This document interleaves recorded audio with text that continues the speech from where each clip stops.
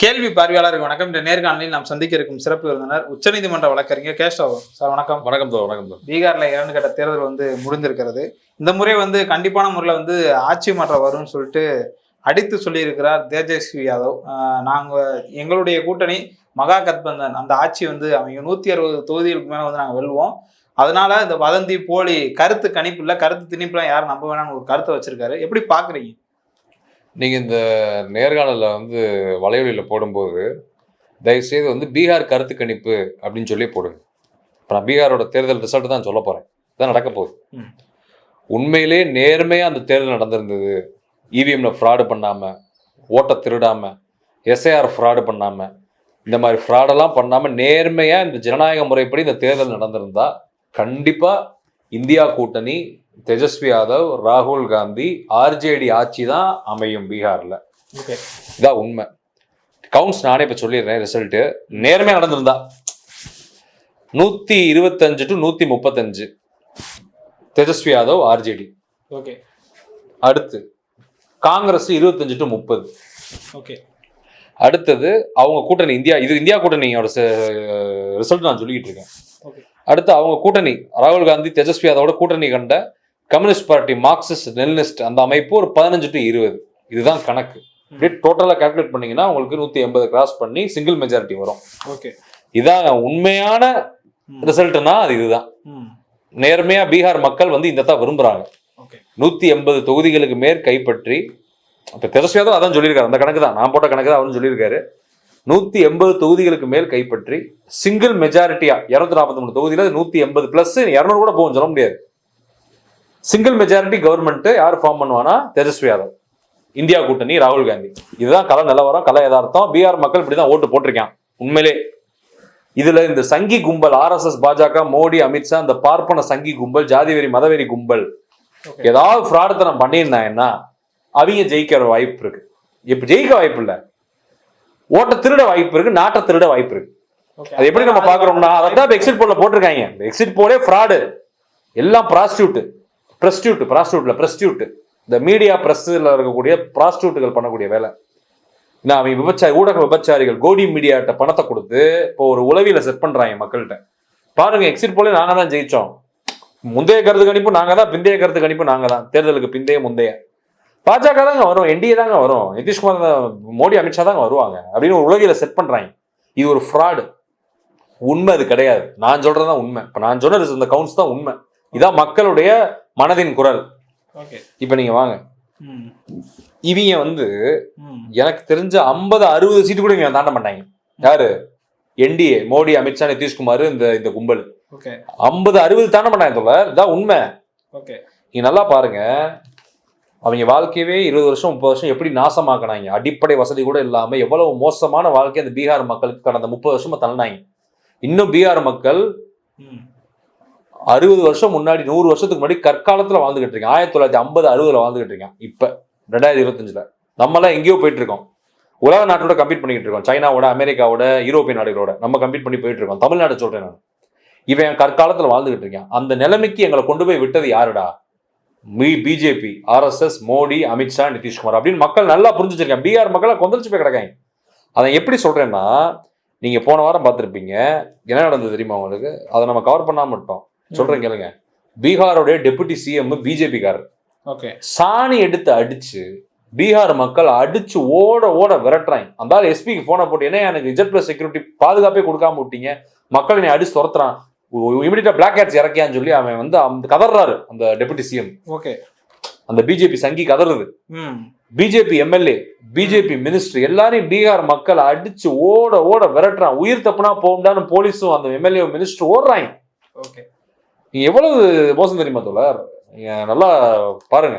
அந்த என்ன சொல்றதுன்னா, எப்படி சொல்றதுன்னா இதை விட ஒரு கேவலம் அந்த உலகத்திலே கிடையாது தோழர். உண்மையிலே சொல்ல போனா அடிச்சு துரத்துறாங்க தோழர். ஒரு union government, BJP, RSS control இருக்கு, கவர்மெண்ட் ஆஃப் இந்தியா, மோடி பிம்பம்னு ஒரு பிம்பத்தை வச்சிருக்காங்க. உன்னுடைய கட்சிக்காரனா அடிச்சு துரத்துறான், ரோட்ல சாணி எடுத்து அடிக்கிறான், செருப்பு கழட்டி அடிக்கிறான், கட்ட மட்டையெல்லாம் தூக்கி எறிகிறாங்க. இப்படி கார்ல ஓடுறாங்க தோழர். போலீஸ் திடுன்னு ஓடுறான், செருப்பு ஷூலாம் கரட்டிட்டு ஓடுறான். எப்படியும் உயிர் தப்புனா போகும்டாரு. மக்கள் கொலவெறி பிடிச்சி போயிருக்காங்க பீகார் மக்கள். பீகார் மக்கள் என்னன்னா, இளைஞர்கள், பெண்கள், ஜென்ஜி கிட்டு, பீகார்ல இருக்க அனைத்து சமூக மக்களுமே ரிசல்ட் மட்டும் மாறுச்சுன்னா பெரிய போராட்டம் வெடிக்கும் பீகார்ல. எந்த மாற்றுக்கிறது கிடையாது. ராகுல் காந்தி அவர்களே ஜென் இசட் அந்த தலைமுறைக்கு வாக்கே எங்களுக்கு தான் எவ்வளவு ஒரு ஆணித்தரமா கண்டிப்பா தோழர். 1990 அப்புறம் பிறந்த ஜென் இசட் கிட்ஸ் 2025 வரை 25 சொல்லக்கூடாது, 2005 வரன்னு வச்சுக்கோங்க. அவங்க எல்லாருமே இன்னைக்கு 20 வயசு ஆயிருப்பாங்க, ஓட்டு போட்டிருப்பாங்க. 20-25 வயசு ஆயிருப்பாங்க, 18 வயசு ஆயிருப்பாங்க. எல்லாருமே இந்தியா கூட்டணி தான் ஆதரிக்கிறாங்க. நீ தேஜஸ்வி யாதவ் அடிச்சு சொல்றாரு 160ன்றார், 180ன்றார். நான் சொல்றேன் 180க்கு மேல. இதான் ரியாலிட்டி. தேஜஸ்வி யாதவ் சொல்றது கரெக்ட் தான். மீடியாக்கள்ல வரது பார்த்தா 50 சீட் கூட ஜெயிக்க மாட்டாங்க. அப்படி கிடையாது தோழர், அப்படி கிடையாது தோழர். இப்ப நாடாளுமன்ற தேர்தல் 2024 இந்தியா கூட்டணி தான் ஜெயிக்க வேண்டியது. இந்தியா கூட்டணி தான் மக்கள் ஓட்டு போட்டாங்க. இது திருடி தான் வந்தாங்க, அதை புரிஞ்சுக்கோங்க தயவு செய்து நீங்க. அப்புறம் நிதிஷ்குமாரையும் சந்திரபாபு நாயுடுவையும் பிடிச்சிக்கிட்டு அவங்க கட்டக்கால வச்சு நடந்துகிட்டு இருக்காங்க. புரியுதா உங்களுக்கு? அவங்க காலை என்னைக்கோ மக்கள் உடச்சிட்டாங்க. இப்ப அதே தான் இந்தியா கூட்டணி தான் வரப்போகுது பீகார்லயும். இவங்க ஏதோ ஃப்ராடுத்தனம் பண்ணுவாங்கன்னு நானும் எதிர்பார்க்கிறேன். நீங்க ஃப்ராடுத்தனம் பண்ணி பீகாரை திருடினாங்கன்னா மக்கள் சும்மா இருக்க மாட்டாங்க. ஏன்னா நல்லா புரிஞ்சுக்கோங்க, மக்கள் கொதிச்சு போய் கிடக்காங்க. வெறுப்பு இப்போ 1 வாரம் 2 வாரத்துக்குள்ள பயங்கரமா வெறுப்பு காமிச்சிருக்காங்க. பிஜேபி காரன் எங்கிட்டு போனாலும் அடித்தோழர், அடி ஓட்சோரின்னு கத்துறான். எங்கிட்டு போனாலும் ஓட்டு திருடேன். பிஜேபி காரனாலே ஓட்டு திருடேன், RSS காரனா ஓட்டு திருடேன்னு சொல்லி மக்கள் கத்துறாங்க. பிஜேபி வேட்பாளர் பார்த்தா கத்துறாங்க, ஓடுறாங்க, வராறான்னு அடி சுரத்துறாங்க. இது உலகத்திலே நடந்தது கிடையாது, எந்த நாட்டிலையும் நடந்தது கிடையாது. பீகார் மக்கள் அதான் சொல்லல தோழர். தென் தமிழ்நாடு, தமிழ்நாடு, கேரளாலாம் தென்னிந்தியா பிஜேபி RSS முடிச்சு கட்ட வேண்டாம். யார் பிஜேபி RSS ஆட்சி அதிகாரத்தில் உட்கார வச்சாங்க? சங்கிங்க, வட இந்தியாக்காரவங்க. அவங்களே பிஜேபி RSS தீ வைப்பாங்க, அடிச்சு நொறுக்குவாங்க. நீங்க பார்த்துட்டு நடக்கவே இல்லை பண்ணி பாரு, வேற யாருமே பண்ண வேண்டாம். அவங்களே பாத்துக்குவாங்க. பிஜேபி RSS எவன் ஆட்சியில ஏத்துனானோ அதிகாரத்துல அவனே அவங்களை அடிச்சு கீழே இறக்குவான். நீங்க பார்த்துட்டு நடக்கவே இல்லை மட்டும் பாருங்க. இப்ப என்னன்னா, இப்ப எப்படி சொல்றதுன்னா இவங்களுடைய எந்த விதமான சதிகளும் அங்க பலிக்காதுன்னு நான் நம்புறேன். ஆனா சப்போஸ் ஜெயிச்சிட்டாங்கன்னா சதியின் மூலயமாக, ஏன்னா எலெக்ஷன் கமிஷன் நம்ப முடியல. Election commission fraud. Election commission எல்லாருமே அவங்க control, BJP RSS control, Modi Amit Shah control. இப்ப எலெக்ஷன் கமிஷன் சதிகள் பண்ணி திருட்டுத்தனம் பண்ணி பிஜேபியை ஜெயிக்க வச்சாதான், RSSையும் நிதிஷ்குமாரையும் மோடி அமித்ஷாவை.